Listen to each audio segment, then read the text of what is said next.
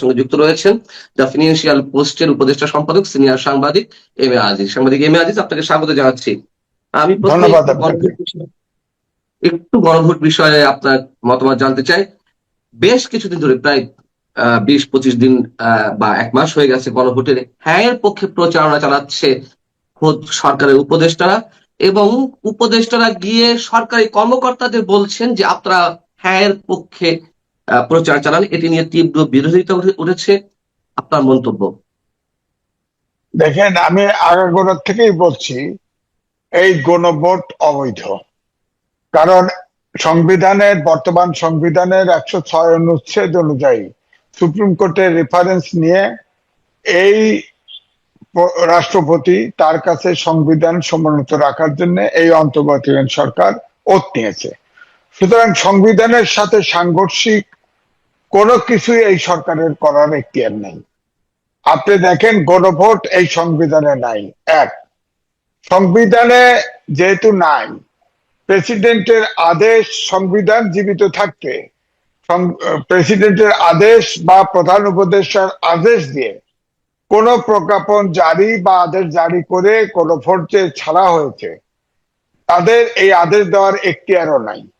সুতরাং এই গণভোটটা অবৈধ। দ্বিতীয়ত, আপনি স্বাধীন মালিক, জেসমিন টুলি সহ অনেক এক্সপার্টের বক্তব্য শুনেছি, আমি নিজেও যোগাযোগ করেছি। এইটা সম্পূর্ণ একটা অবৈধ। কারণ হচ্ছে একই সাথে গণভোট এবং সংসদ নির্বাচন একই সাথে হবে। সংসদ নির্বাচনটাকে বলা হচ্ছে কনস্টিটিউয়েন্ট অ্যাসেম্বলি। এখানে আরেকটা জটিলতা আছে, বলা হচ্ছে যে কনস্টিটিউয়েন্ট অ্যাসেম্বলি 180 দিনের মধ্যে এটাকে আপনার করবে, অনুমোদন করবে সংসদ। এই কনস্টিটিউয়েন্ট অ্যাসেম্বলি যদি না করে, তাহলে এটা স্বয়ংক্রিয়ভাবে এটা অনুমোদন হয়ে যাবে। কিন্তু 6 মাস গণপ্রতিনিধি পরিষদ হিসেবে কাজ করবে, এবং সেই 6 মাসে কি ইউনূস সরকার বহাল থাকবে? না, এটাই তো প্রশ্ন।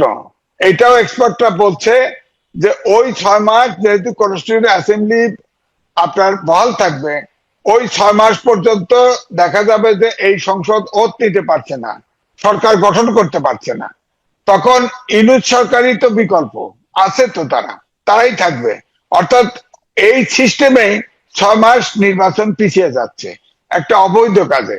আবার এক্সপার্টরাও বলছেন, বিশেষজ্ঞরাও বলছেন যে সাধারণত গণভোট হয়, গণভোট হলেও এটা ফাইনালি সংসদে অনুমোদন হতে হয়, এবং গণভোট আপনার সংসদে একটা কোনো বড় ইস্যু আলোচনা হলে সংসদে যদি ঐক্যমত না হয়, অথবা সংসদে ঐক্যমত হলেও বড় ইস্যু জনগণের ম্যান্ডেট নেওয়ার জন্য গণভোটের আয়োজন করা হয়। এটা উল্টা হয়ে গেছে। গণভোট আগে করা হচ্ছে, এই গণভোট ধরেন সংসদে অনুমোদন হলো না, তখন কি হবে? তখন ওটাকে অজুহাত তুলে এই দেশে একটা অশান্তি, বিশৃঙ্খল সৃষ্টি হবে।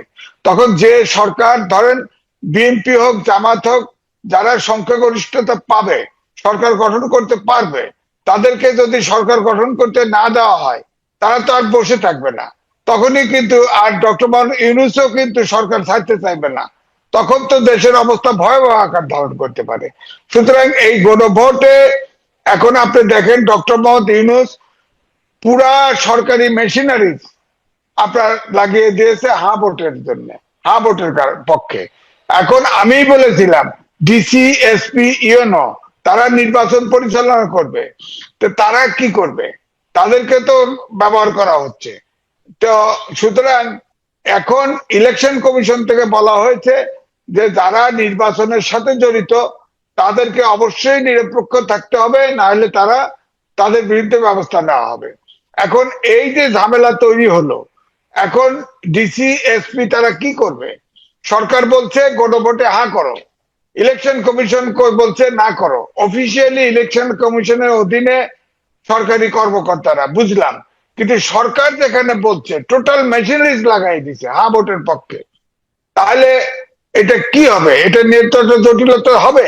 কারণ যদি বলা হয়, কানে কানে বলা হয় ডিসি সাহেব আপনি রিটার্নিং অফিসার, হ্যাঁ ভোট যদি না ভোট মেজরিটি হয় তাহলে আপনার খবর আছে, তখন তো দেখা যাবে যে এটা জটিলতা হবে। আবার দ্বিতীয়টা, এই সরকার কেন আপনি হ্যাঁ এবং না ভোট দিল? আপনার মৌলিক সংস্কার ছিল 40টা, তাকে 4 দফার মধ্যে আনা হয়েছে।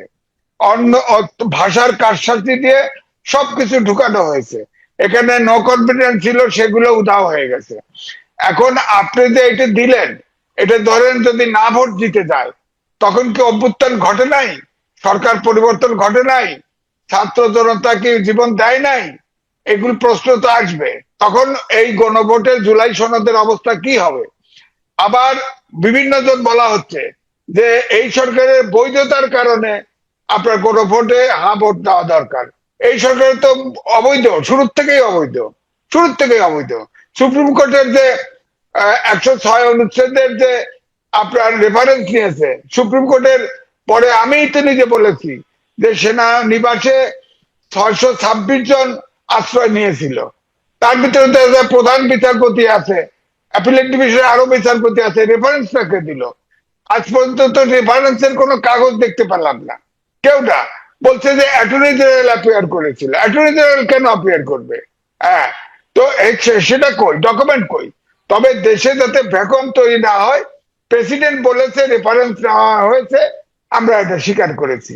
এখন ধরি এটা সাংবিধানিক সরকার, সুতরাং এই সরকারের সংবিধানের সাথে সাংঘর্ষিক কোনো কিছু সংশোধন করার, সংস্কার করার এখতিয়ার নাই। সুতরাং এইটা একটা বড় জটিলতার সামনে আসতেছে। কি হবে আমি বলতে পারবো না। এখন নির্বাচন কমিশনের পক্ষ থেকে যেটি বলা হচ্ছে যে উপদেষ্টারা প্রচার চালাতে পারেন, তারা সরকারের কর্মচারী নন, প্রজাতন্ত্রের কর্মচারী। আমার কথা হচ্ছে যে তারাও এটি কিভাবে করেন, এটি পুরনো আলোচনা। আমি যদি নতুন আলোচনাতে যাই, সেটা হচ্ছে এই উপদেষ্টারা আপনি যেটা বললেন, প্রত্যেক সরকারি কর্মকর্তাকে বা জেলা পর্যায়ে গিয়ে জেলা প্রশাসকের নির্দেশ দিয়েছেন হায়ের পক্ষে প্রচারণা চালান। এবং ডক্টর আলী রিয়াজ, যিনি সংবিধান সংশোধন কমিটির চেয়ারম্যান, সংবিধান সংস্কার কমিশনের প্রধান ছিলেন, তিনিও বলছেন যে এখানে আপত্তির কিছু নেই, সরকারি কর্মকর্তারা হ্যায়ের পক্ষে ভোট চালাতে পারেন। তাহলে এই ডক্টর আলী রিয়াজদের সংবিধান সংস্কার আমরা কতটা গ্রহণযোগ্য বলে মনে করবো? তিনি নিজেই জানেন না যে সরকারি কর্মকর্তারা পারেন কিনা। তাহলে আমাদেরকে যেভাবে বোঝাচ্ছেন। জি। ডক্টর আলী রিয়াজ তিনি আমেরিকান সিটিজেন। তিনি এসে আমাদের সংবিধান করে দিচ্ছে, ঐক্যমত্য কমিশন করতেছে। আমি এই জন্য এটাকে বলি এটা বিদেশি সরকার, দ্বৈত নাগরিকের সংখ্যা বেশি। উনি যে এটা বলতেছে, উনি বেতনটা কোত্থেকে নেন? কার পয়সা দিয়ে নেন? আপনার পয়সা, আমার পয়সা, ট্যাক্সের পয়সা। আমি যদি না ভোট দেই, আমার এখতিয়ারে হস্তক্ষেপ কেন করা হচ্ছে? আপনি হা ভোট দিবেন, আরেকজন না ভোট দিবে। তার সকল সরকারি মেশিনারিদের নামাই দিল, এবং সরকারের উপদেষ্টারাও যে নেমে গেল, তারা তাহলে তো নিরপেক্ষতা থাকলো না। এনসিপি তে জয়েন করুক সরকার, সমস্যা নাই। এনসিপির পক্ষে হা ভোট বলতে থাকুক, সমস্যা নাই। জামাতে জয়েন করুক, সমস্যা নাই। হা না ভোট আমি তো বুঝি না, কারণ আমি তো বুঝি এটা অবৈধ, সম্পূর্ণ অবৈধ। সুতরাং আপনি 30টা দলের ঐক্যমত্য কমিশন করেছেন, সেখানে একমত হয়ে সোজা সংসদ নির্বাচন করে সংসদে অনুমোদন করতেন, সেটা আপনি পারেন নাই। এখন জনগণের ঘাড়ে চাপায় দিচ্ছেন হা না ভোট দেওয়ার, এবং এই ভোট ম্যানিপুলেট করা হবে।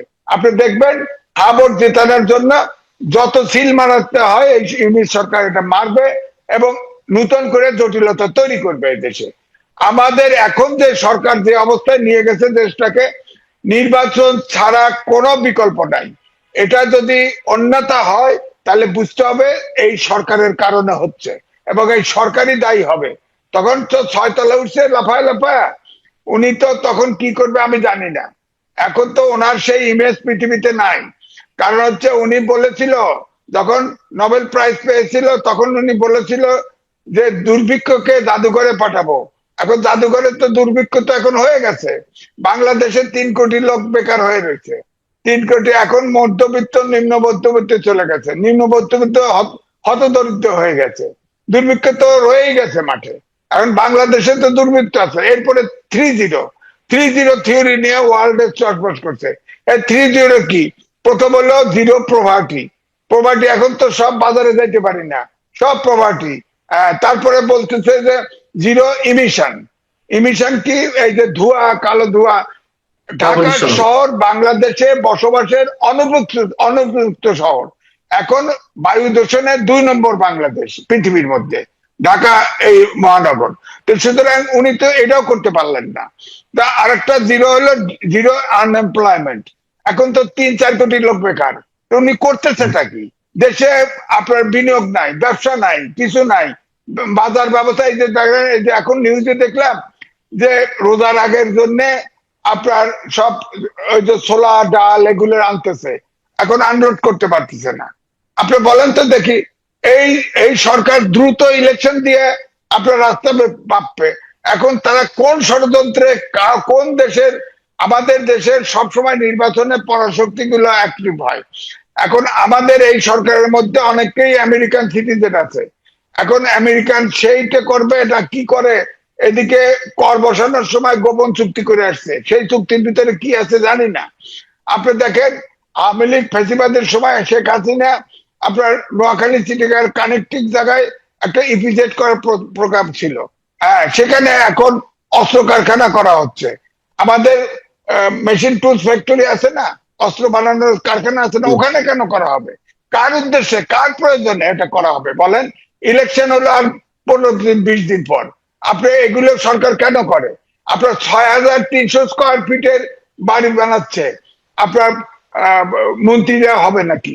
আপনি বলেন তো দেখি, এই এই 6000 এটা কি আপনার ই করবে নাকি? 9,000 বর্গ ফুট স্কয়ার। 9300 স্কোয়ার ফিট, এখানে কি ফুটবল খেলার মাঠ রাখছে নাকি? এটা কি আজব কাণ্ড? এগুলো সরকারের প্রজেক্ট, এগুলো কিভাবে হয় বলেন? ইলেকশন দিয়ে চলে যাবে এ তো। আবার দেখেন বিমানে 3 উপদেষ্টাকে বোর্ডে ঢুকাই দিছে। উপদেষ্টারা আসছে এদেশে বেনিয়া বর্গী হিসাবে, নাইলে একটা উপদেষ্টা কি করে বলেন আপনার বিমানের ডাইরেক্টর হয়? এখন শোনা যাচ্ছে বিমান আসবে, ওটা অ্যাপ্রুভ করবে, অথবা ওখান থেকে কি করবে না করবে, কমিশন টমিশন জানি না। 3 জন উপদেষ্টা, আপনি জানেন বোধহয়। আপনার জননিরাপত্তা নিরাপত্তা উপদেষ্টা বোর্ডে আছে। ইলেকশন যদি সঠিকভাবে দিতে চায়, ইলেকশন কমিশনের সেক্রেটারিকে ওই ডাইরেক্টর বানায় দিছে, আবার বিদ্যুৎ উপদেষ্টাও বানায় দিছে। বলেন তো, 3টা মেজর সেক্টর সেটা আপনার বোর্ডে দিছে। এরা কতখানি ছোট লোক চিন্তা করেন, উপদেষ্টা হয়ে যায় বিমানের বোর্ডে ঢোকে। বলেন তাদের মান ইজ্জত বোধ নাই। অর্থাৎ এই দেশটাকে লুট করার জন্য, দেশটাকে ধ্বংস করার জন্য পরিকল্পিত ভাবে এসব করা হচ্ছে বলে আমার ধারণা। আমার প্রশ্ন সেখানে সাংবাদিক মাজেদ, যে এই যে ভারতীয় ইকোনমিক জোনের জন্য যেটা প্রস্তাবিত ছিল সেটা বাতিল করে করুক, আমাদের কোনো আপত্তি নেই। কিন্তু নাই, যেখানে বাংলাদেশ অর্ডিন্যান্স ফ্যাক্টরি রয়েছে, সামরিক সমরাস্ত্র কারখানা রয়েছে, এইখানে যেসব আগ্নেয়াস্ত্র বা গুলি যেসব উৎপাদন করার কথা বলা হচ্ছে, সেইগুলো সামরিক সমরা মানে যে কারখানা রয়েছে, অস্ত্র কারখানা, সেখানে কাঁচামাল হলে তারা নিজেরাই পারে। এবং এটা তো আমি যতদূর জেনেছি সেনাবাহিনী বা সশস্ত্র বাহিনীর সাথে কোনো ধরনের আলোচনা করেনি। নির্বাচনের মাত্র 15 দিন বাকি থাকতে এই ধরনের বড় সিদ্ধান্ত নেওয়ার উদ্দেশ্যটা কি আসলে পিছনে, আপনার কি মনে না, হয়? এইটাই তো আমি বললাম তো, বিমানের বোর্ড করা, আবার মেশিন টুলস ফ্যাক্টরি আছে, সেখানে আপনি ডেভেলপ করে যত খুশি অস্ত্র বানান না, অ্যাটমিক বোম বানান না, সমস্যা কি? বানান না, ক্ষমতা থাকলে বানান না, প্রজেক্ট নেন। কিন্তু আমার কথা হচ্ছে নির্বাচনে আছে 15 দিন। আপনি অন্তর্বর্তীকালীন সরকার, আপনি যদি নির্বাচনে আন্তরিকই হন, তাহলে আপনার কেন এইসব মেগা প্রজেক্ট গুলো আপনি নিচ্ছেন? বিমানের 2-3 উপদেষ্টা পাঠায় দেন, তার ভিতরে ইলেকশন কমিশনের সিনিয়র সেক্রেটারি আছে, বলেন আপনি। তাহলে প্রশ্ন এই জন্য রিক্সায় উঠলে বলে ইলেকশন হবে, তো এই প্রশ্নের বাইরে যেতে পারছে না।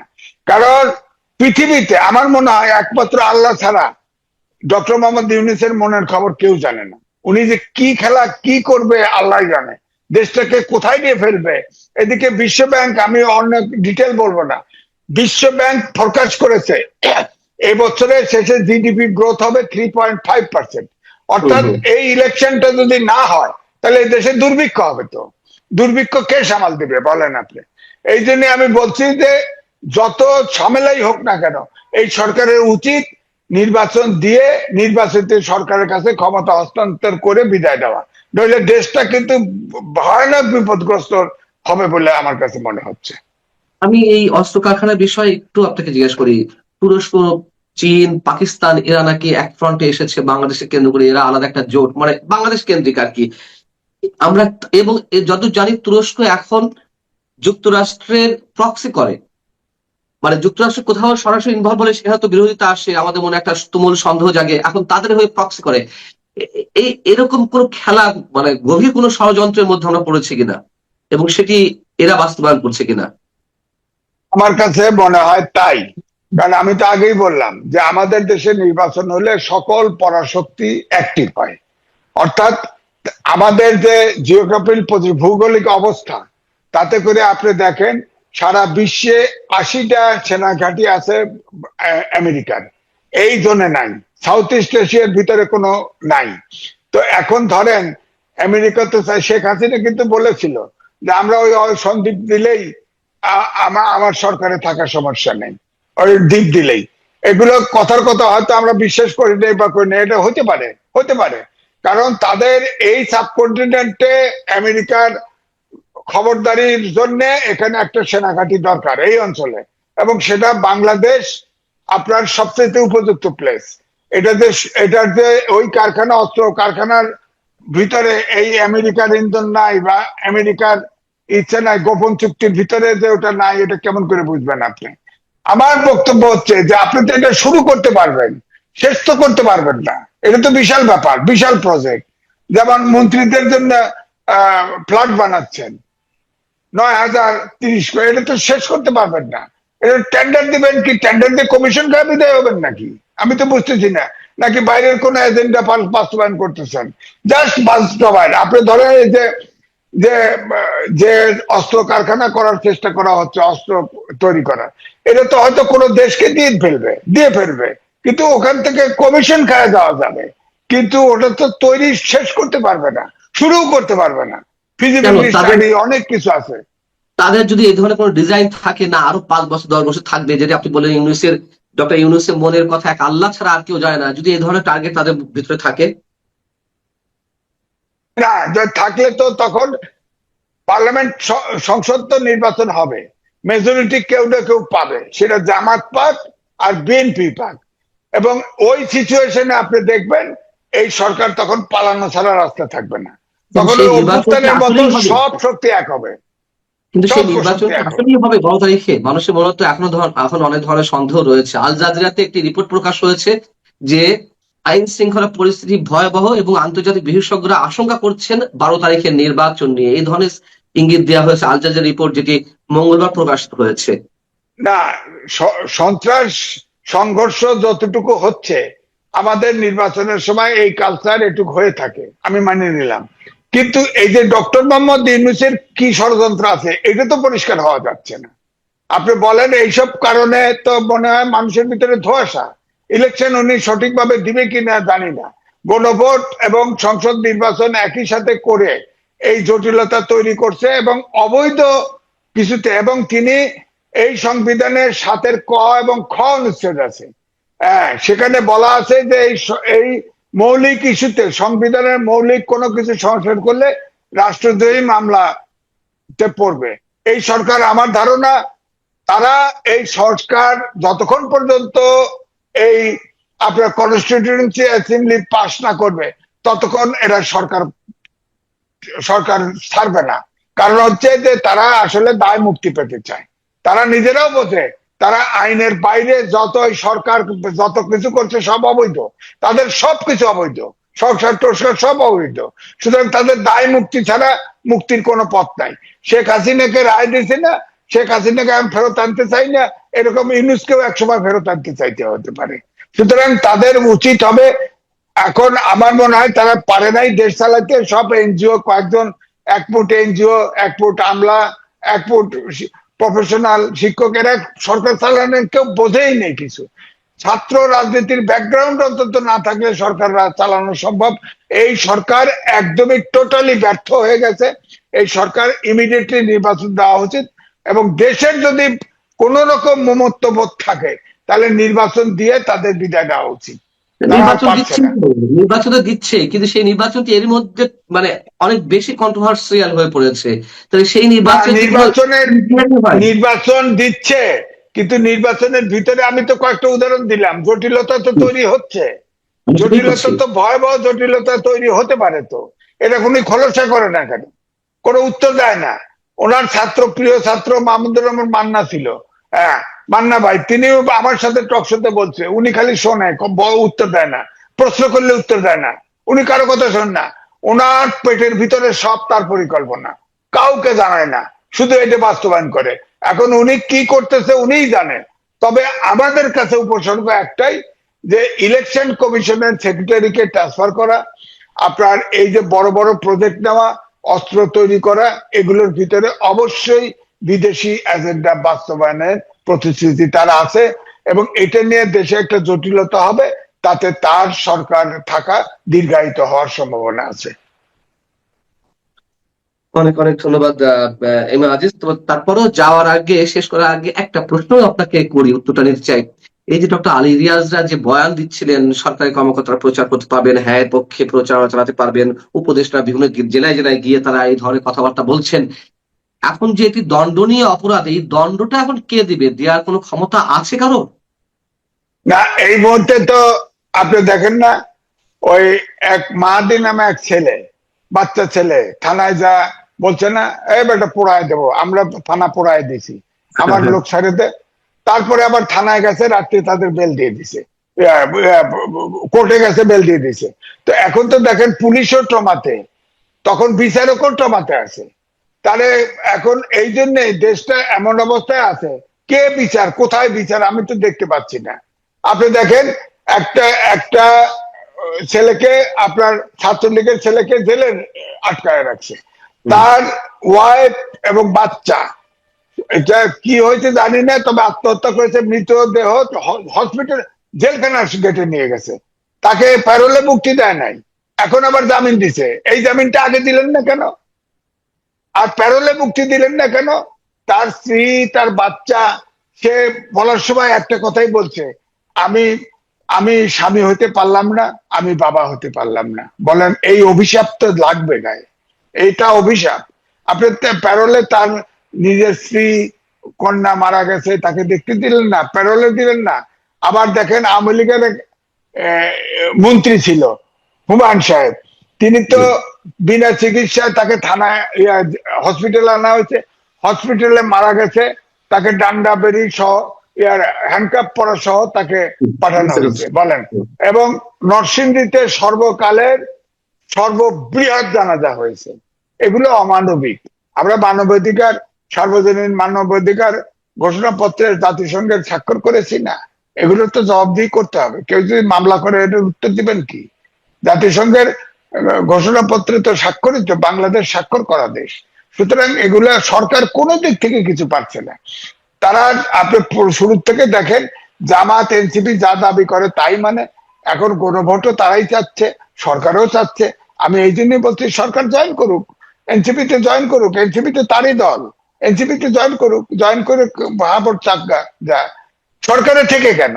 সরকার আর বড় দল, বিশেষ করে বিএনপি, তারা মনে করে নির্বাচন হলেই তো জিতে যাব, সুতরাং কোনো মতে, অর্থাৎ ইউনিসের ফাটাবাসের চিপার ভিতরে পড়ছে, এটারে কোনোভাবে কোনো কিছু বলে না, ঠিক মতো টাইট মতো বলে না।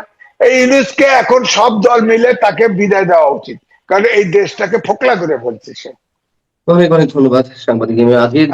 আমরা চাই মানুষ যাতে আর কোনোভাবে প্রতারণার শিকার না হয়, সেটুকুই চাওয়া এই মুহূর্তে আমাদের। আপনি ভালো থাকবেন দর্শক। আপনারা